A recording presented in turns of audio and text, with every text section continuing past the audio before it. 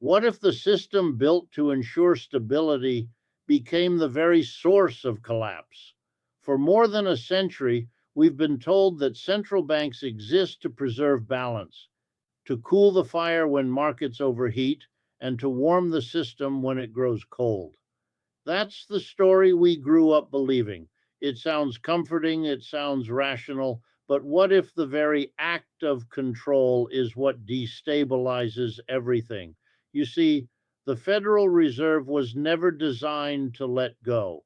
Every decade, the tools evolve, the language shifts, the names change. Quantitative easing, normalization, liquidity management. Different words, same intent: control the cycle. But control in economics has a cost.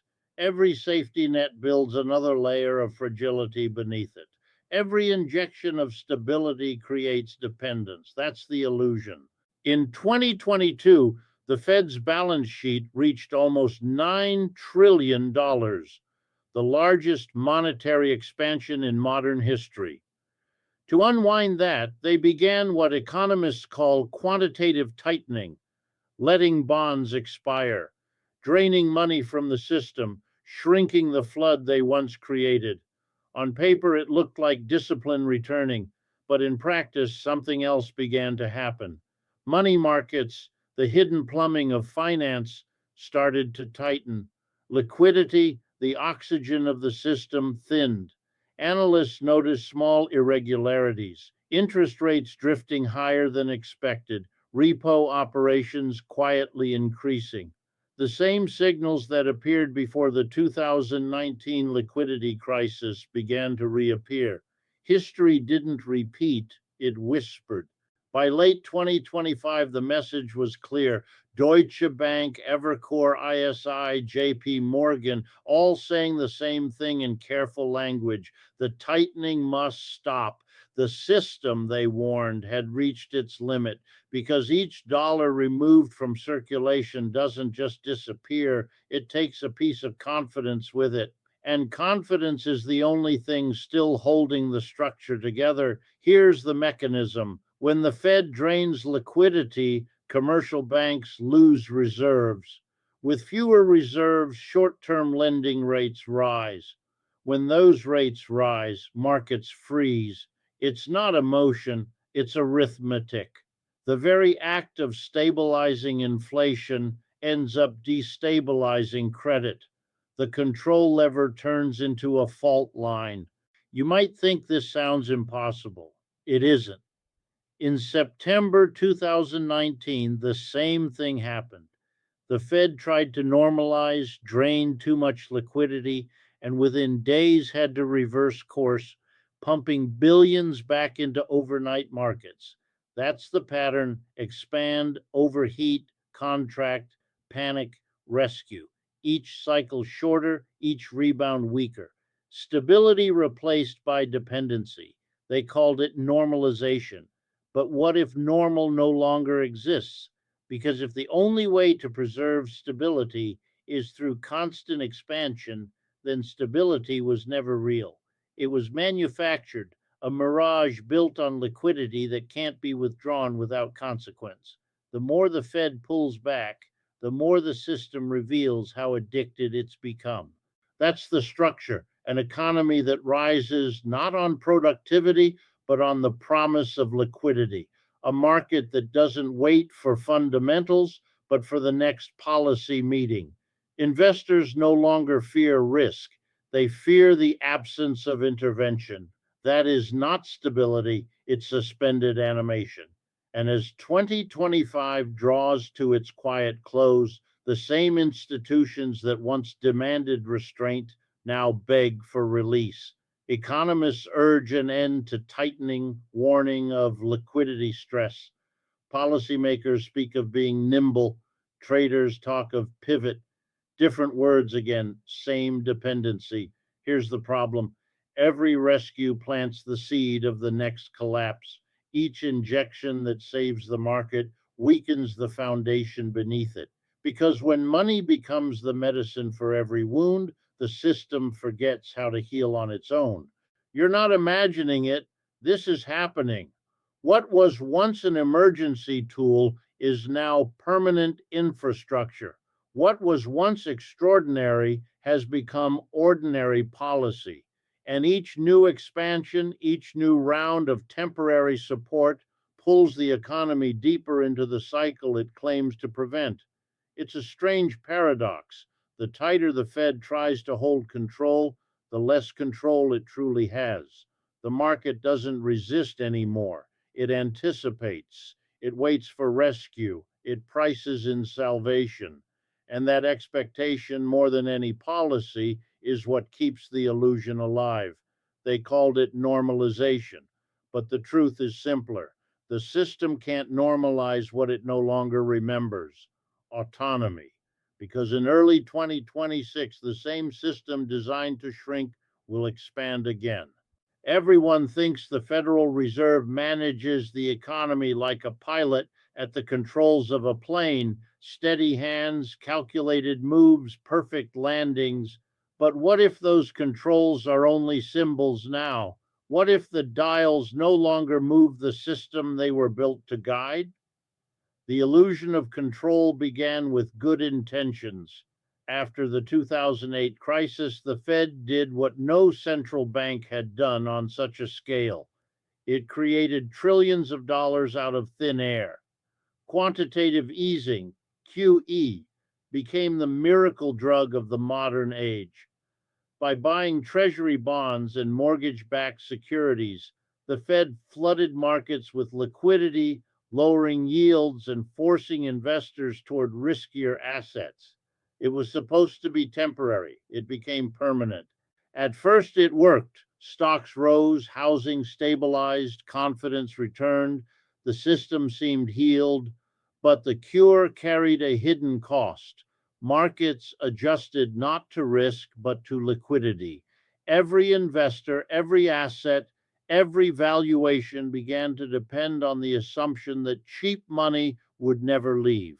What was once a support became the foundation itself.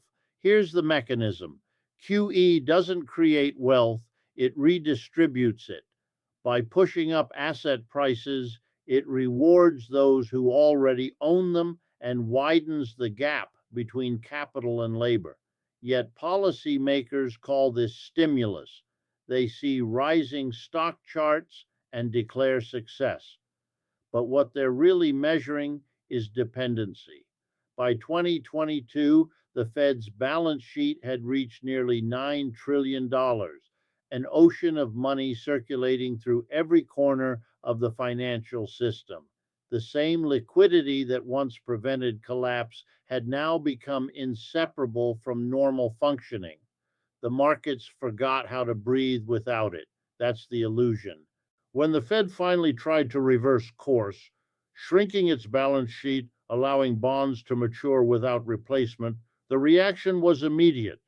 Money markets began to tighten, short-term funding rates climbed, the flow of credit slowed.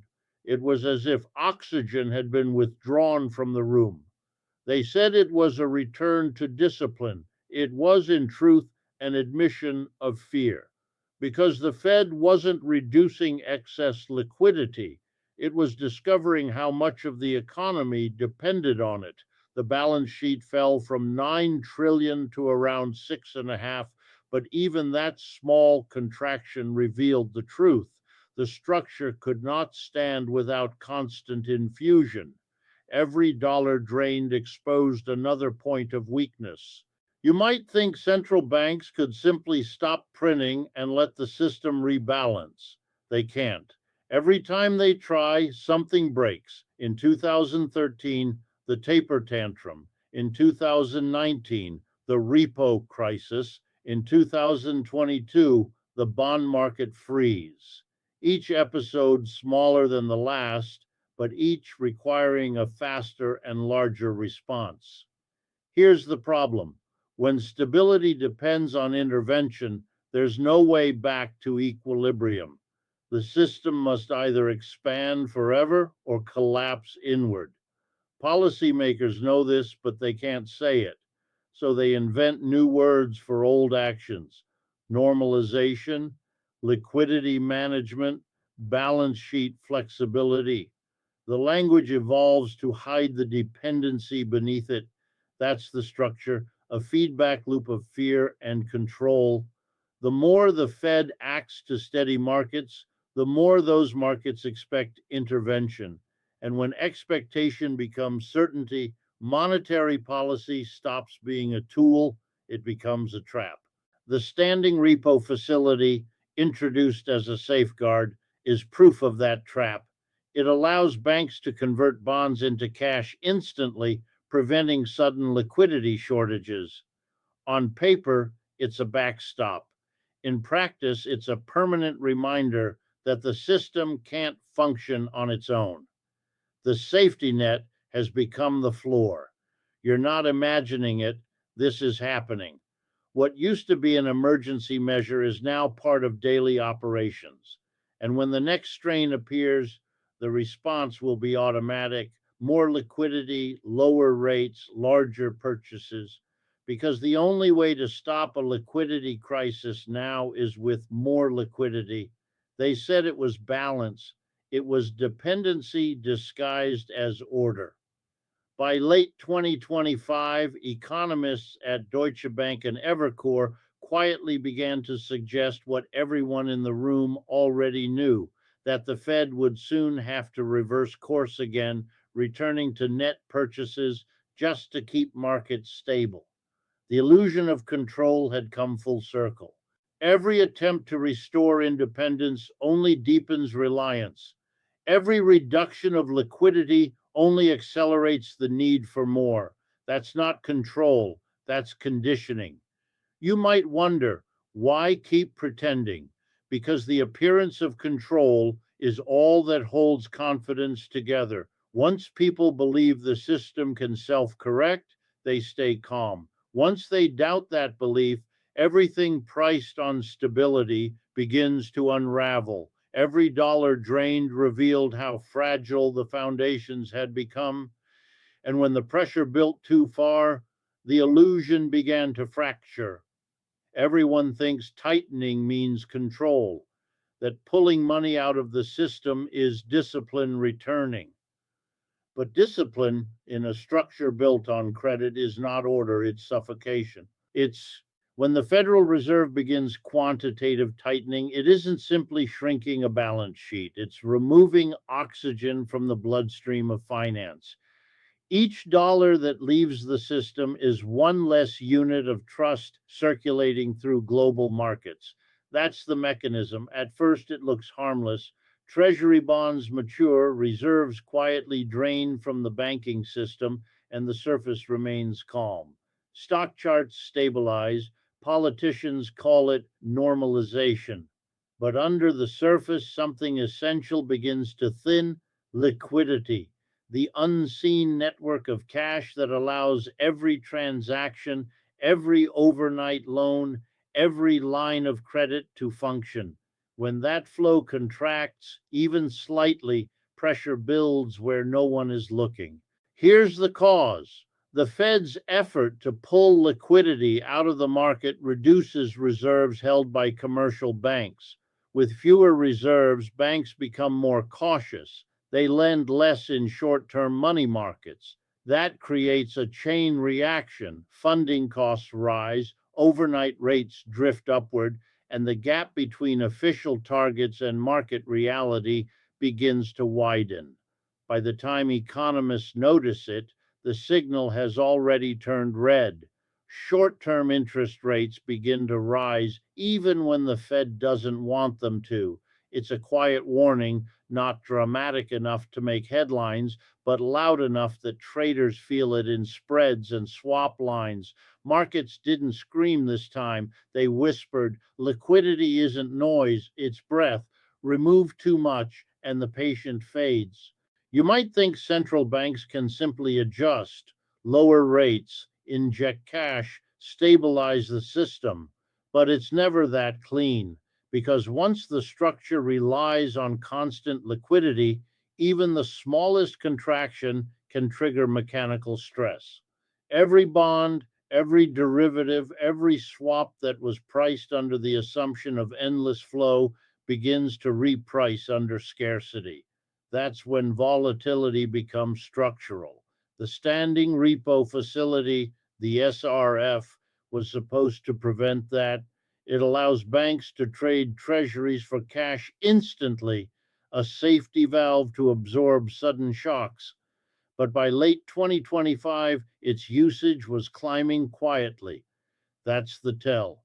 When a facility built for emergencies becomes routine, the emergency is already here. In 2019, we saw this movie before. The Fed overshot its tightening, liquidity evaporated overnight. The repo market, the system's heartbeat, froze. The Fed had to inject hundreds of billions just to keep it alive. That wasn't moral failure, it was math.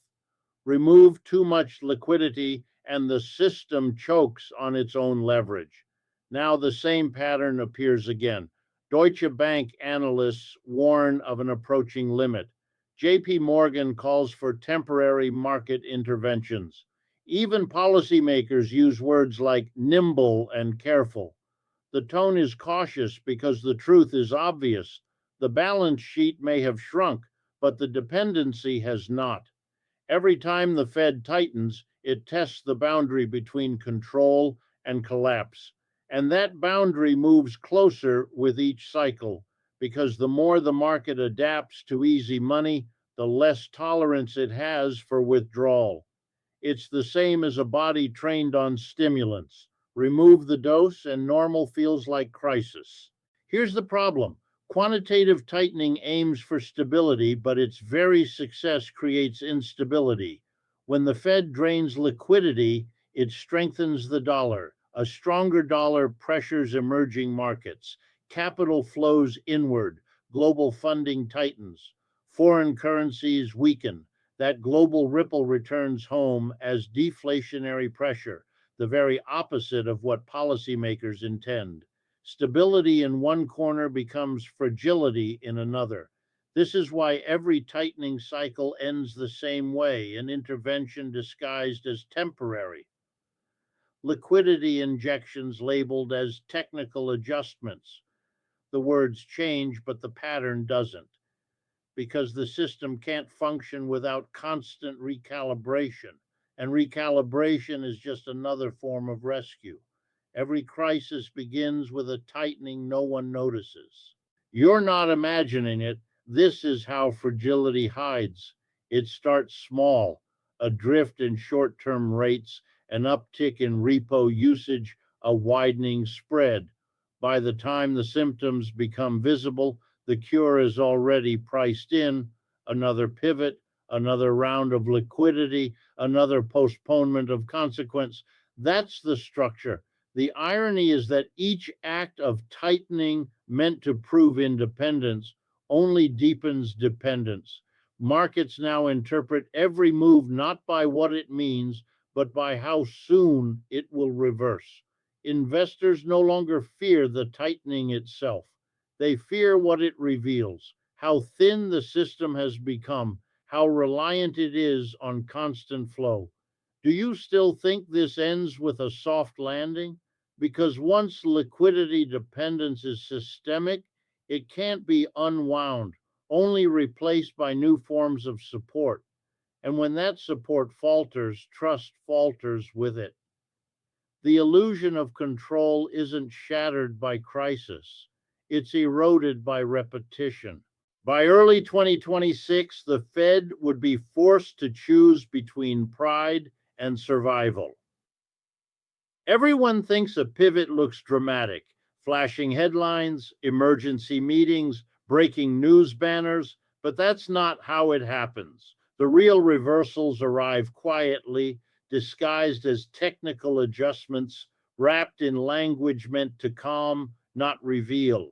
What if I told you the most important financial event in years could happen without anyone noticing?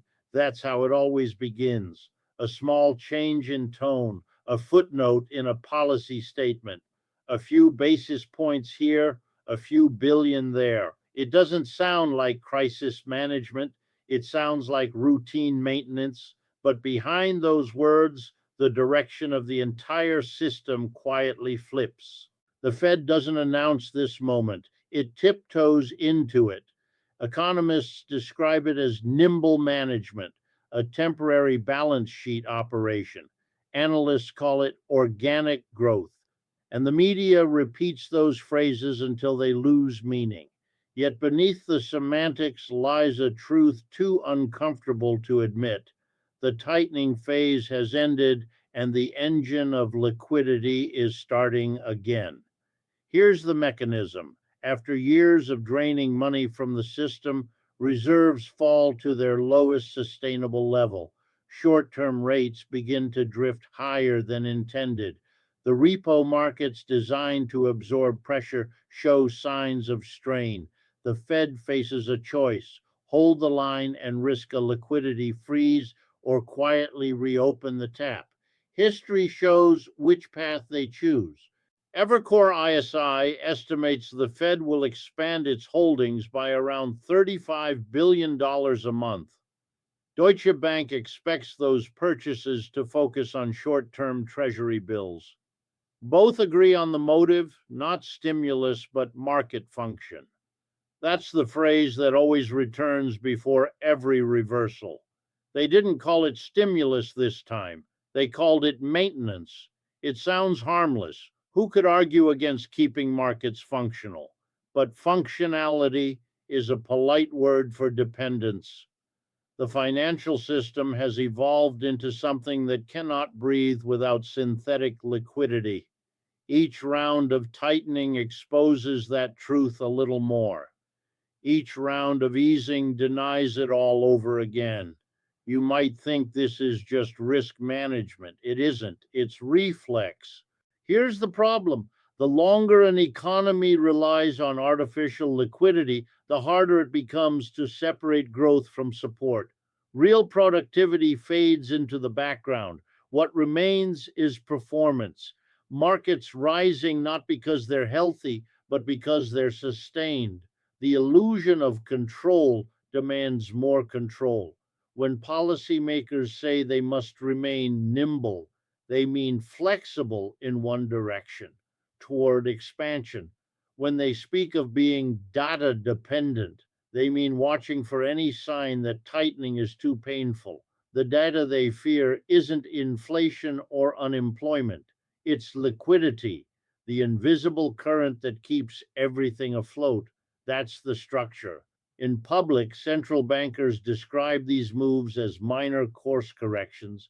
In private research notes, analysts call them what they are: balance sheet expansion.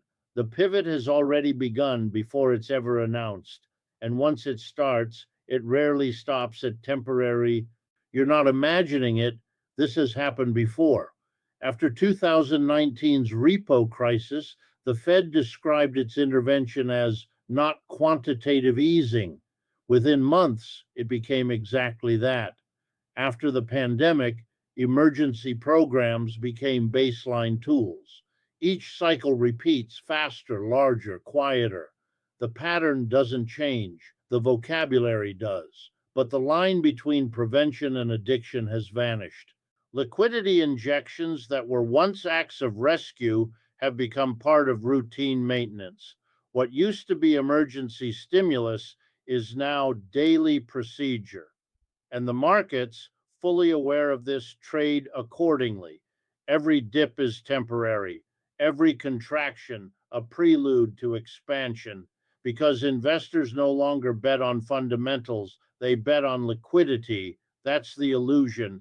This is the psychology of denial, a system that cannot admit its dependence, so it renames it.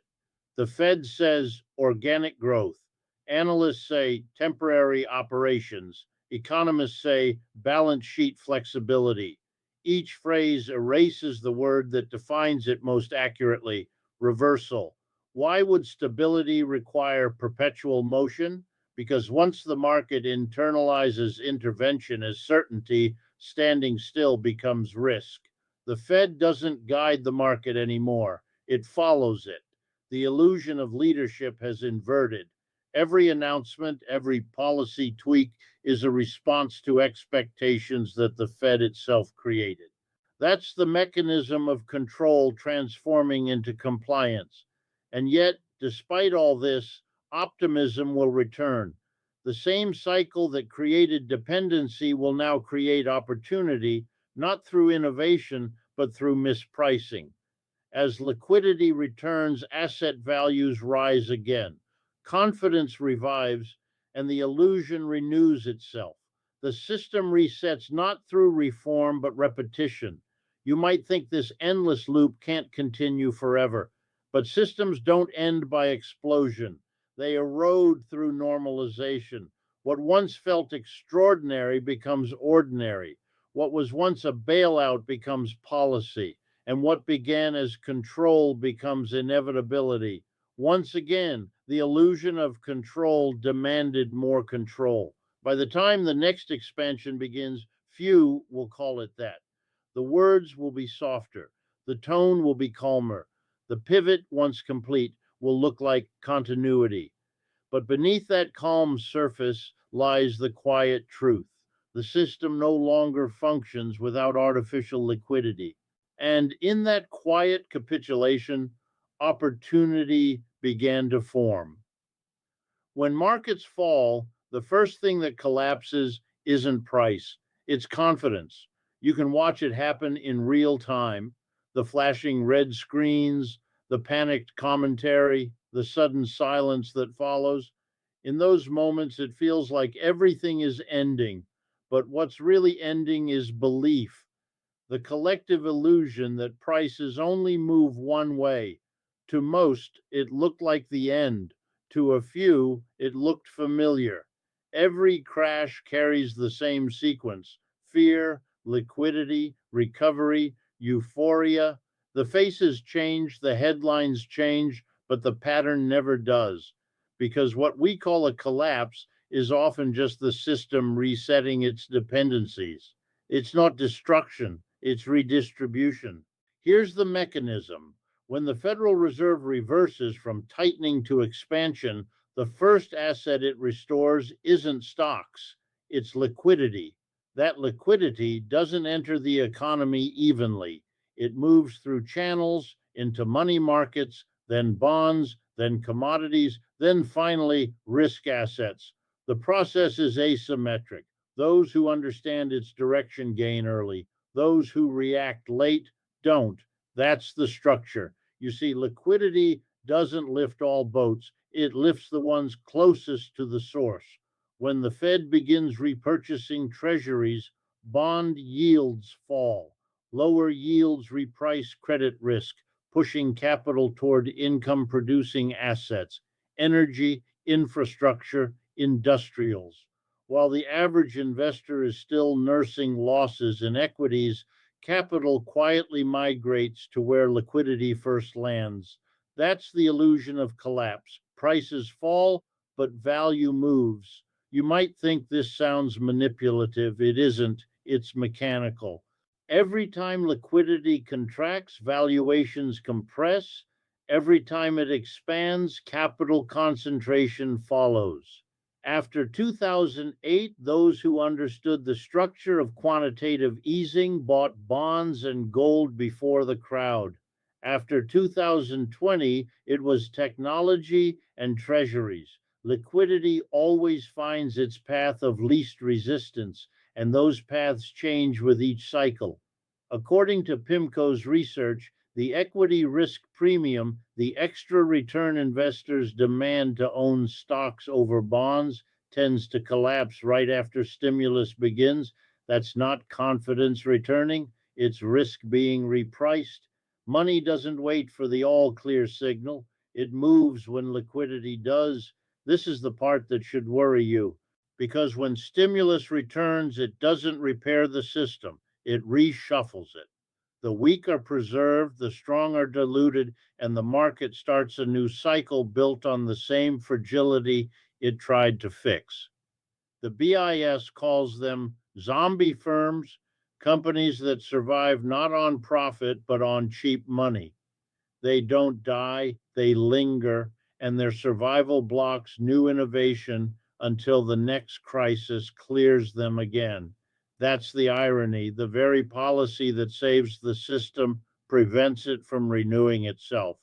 But within that stagnation, opportunity emerges for those who can see where the liquidity flows next. Here's the problem: most investors think in terms of prices, up or down, win or lose. But the real game isn't price, it's positioning. Crashes reveal where capital will flee from, pivots reveal where it will go next. When the system expands liquidity again, it favors assets that were punished hardest under tightening: interest sensitive sectors, undervalued bonds, and hard assets that hedge the next round of inflation. Crisis isn't destruction, it's redistribution. You're not imagining it. This is how the system renews itself. Each contraction wipes away illusions of endless growth. Each expansion rewards those who understand that liquidity, not sentiment, drives valuation. That's the mechanism. In the aftermath of every downturn, the narrative shifts. Economists call it resilience, politicians call it recovery. But what it really is rotation. The same money flowing through new pipes, chasing the same belief that control has returned. And for a time it does, until the next tightening begins. Do you still think collapse is the end? Because every crisis contains its mirror, a transfer of opportunity from those who panic to those who prepare, not by predicting the event, but by understanding the structure. Liquidity doesn't vanish, it relocates. It abandons the overvalued and accumulates in the ignored. That's the quiet law of modern markets. After the panic of 2008, capital fled to safety: US bonds, gold, and sovereign debt. After the chaos of 2020, it ran to technology, digital assets, and treasuries. In the next rotation, the pattern could favor the opposite: tangible assets, real production, energy, and industrial infrastructure. History doesn't repeat, it rebalances. When liquidity returns, it doesn't lift all boats, only the prepared. You might think that sounds unfair, but markets were never designed to be fair. They're designed to be efficient, and efficiency rewards understanding. Those who study the flow don't resist collapse. They wait for its consequence, because in the moment everyone calls failure, the system quietly sets the terms for the next expansion. That's the illusion. Every crash feels like an ending because it exposes what most investors forget: the system itself is cyclical, its destruction is its renewal. Every contraction clears space for new capital. Every expansion plants the seeds of the next fall. The only constant is motion, the endless recycling of liquidity, confidence, and belief. To most, it looks like the end. To a few, it looks familiar, because in a system built on liquidity, collapse isn't failure, it's function. But this time, the consequences would reach beyond profit and loss. Everyone believes the world's financial systems move independently, that each central bank sets its own course, guided by local conditions, sovereign goals, domestic priorities, but they don't, not really. What if I told you that beneath all the policy language, beneath the charts and press conferences, the global economy moves to one pulse: the rhythm of the US dollar? That's the paradox. A single nation's currency became the lifeblood of a system far larger than itself. And when the Federal Reserve changes its course, the world follows, whether it wants to or not. The dollar moves and the world trembles. Here's the mechanism: when the Federal Reserve loosens liquidity, it doesn't just affect Wall Street, it ripples through every capital market on earth. The flood of dollars enters global finance through banks, hedge funds, and sovereign reserves. That liquidity searches for yield. often flowing into emerging markets hungry for capital. It lifts asset prices in Sao Paulo, fuels real estate in Manila, and drives speculative credit in Johannesburg. A single decision in Washington alters the balance of risk everywhere. You might think foreign central banks could resist. They can't, because every central bank from Tokyo to Frankfurt calibrates against the same benchmark, dollar liquidity. When the Fed tightens, others must follow or risk currency devaluation. When the Fed expands, they must ease to prevent capital inflow from destabilizing their own systems. It's not coordination, it's gravity. The stronger the dollar, the weaker everyone else's autonomy. That's the structure. Over the decades, this interdependence has deepened. The IMF estimates that over 60% of global reserves are still held in dollars. The World Bank notes that global trade invoicing remains dominated by it. Even when nations speak of monetary sovereignty, their debt, trade, and energy flows remain tied to this single medium of exchange. That's not a conspiracy, it's the architecture of modern finance. Here's the problem: every time the Fed reverses its policy from tightening to easing, it sets off a chain reaction. The dollar weakens, capital floods abroad, and bubbles migrate across borders. When the cycle turns again, that liquidity rushes home, leaving developing economies exposed. It's not malice, it's mechanics. The 2013 taper tantrum showed this perfectly. US yields rose, and currencies from India to Brazil tumbled overnight. The same pattern repeats today. Each attempt by the Fed to manage domestic liquidity reshapes global conditions. The world's credit markets have become mirrors of a single policy body. You're not imagining it. This is happening. As the US re expands liquidity, others are forced to adapt. The European Central Bank loosens to stabilize its bond spreads. The Bank of Japan maintains yield control to suppress volatility. Even the People's Bank of China, despite rhetoric of independence, shadows the dollar's oscillation to protect export competitiveness.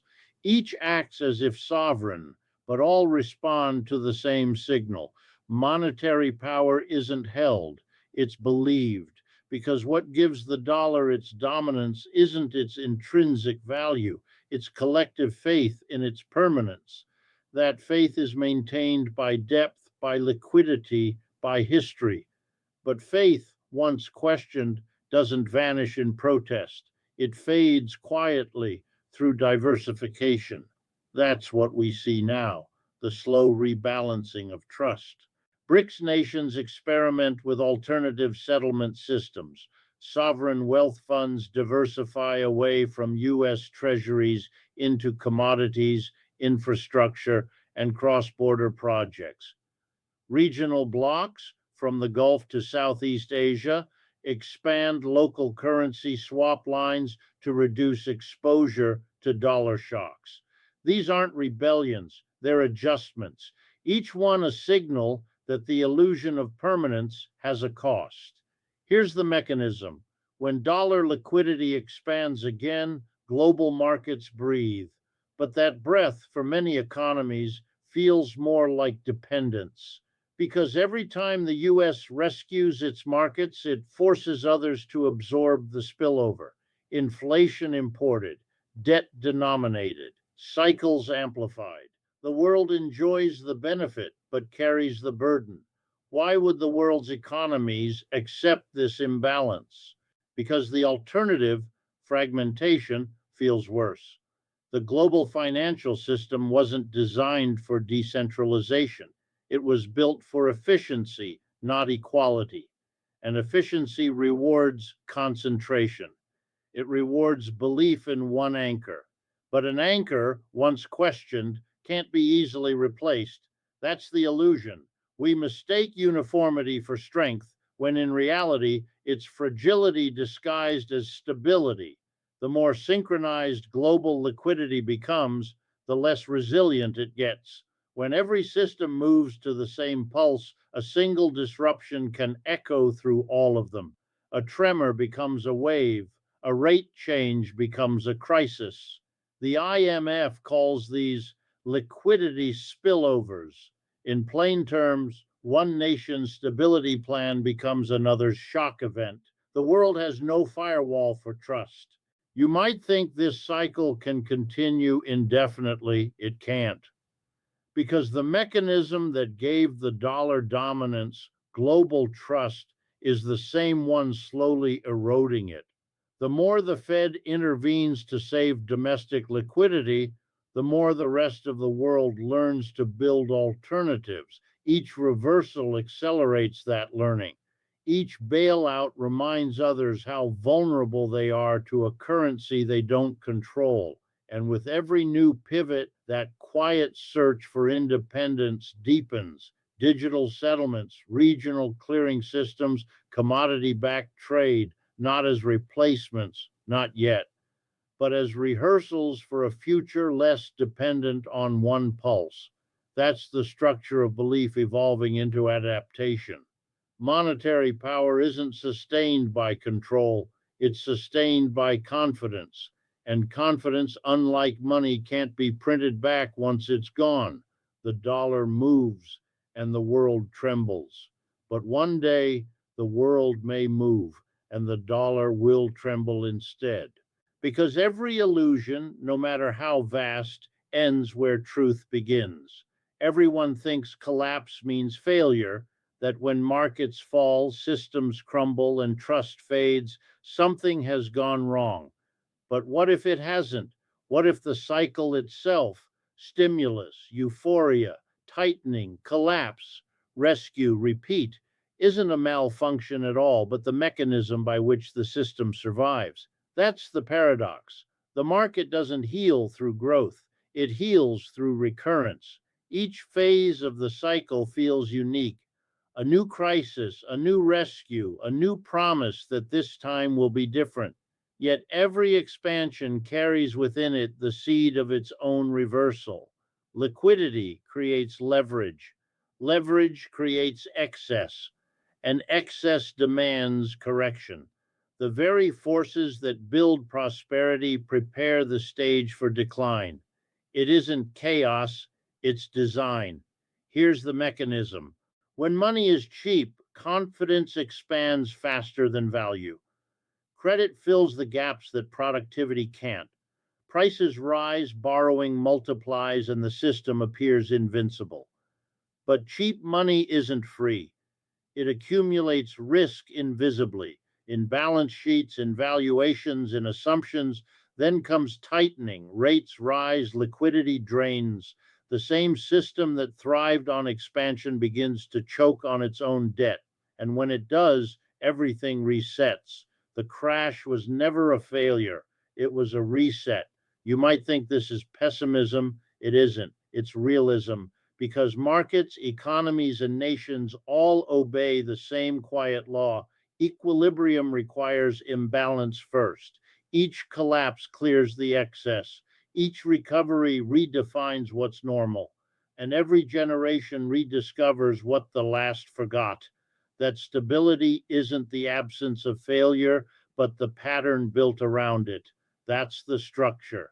This is the part that should make you pause. We call it recovery when the same tools that caused the crisis are used to solve it. More liquidity, more credit, more expansion, and we celebrate the rebound, never questioning the cost, because it feels safe again. It feels familiar, but the safety we feel is only the eye of the storm, a calm purchased by postponing consequence. Here's the problem. The more cycles we endure, the shorter they become.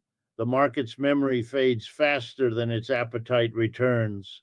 The rescue comes sooner, the bubble inflates larger, and the illusion grows stronger. We don't break the pattern, we accelerate it. You might think the system is broken. It isn't.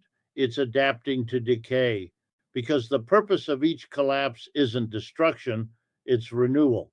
The economy purges inefficiency, reallocates capital, and redefines winners.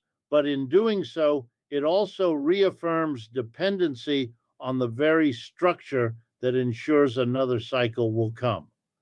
That's the quiet inevitability of capitalism, a self correcting system that never truly corrects. The market doesn't reward the loud, it rewards the patient. It rewards those who understand that value isn't found in the noise of euphoria, but in the silence that follows collapse. Every downturn, every tightening, every panic resets expectations. And in that silence, that space between despair and renewal, the system breathes again. That's where real wealth begins, not in the boom, but in the awareness that the boom will end, not in the prediction of collapse, but in the understanding of its necessity. The true opportunity isn't foresight, it's perception. You're not imagining it. This pattern has always been here. The names change, the instruments evolve, the scale expands, but the rhythm remains the same.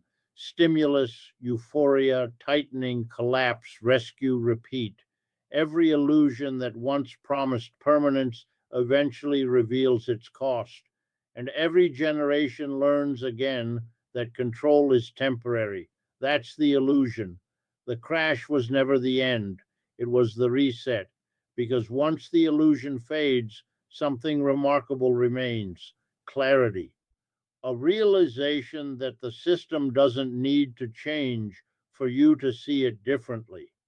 That the real power isn't in predicting the next turn of the cycle, but in recognizing when it's already begun.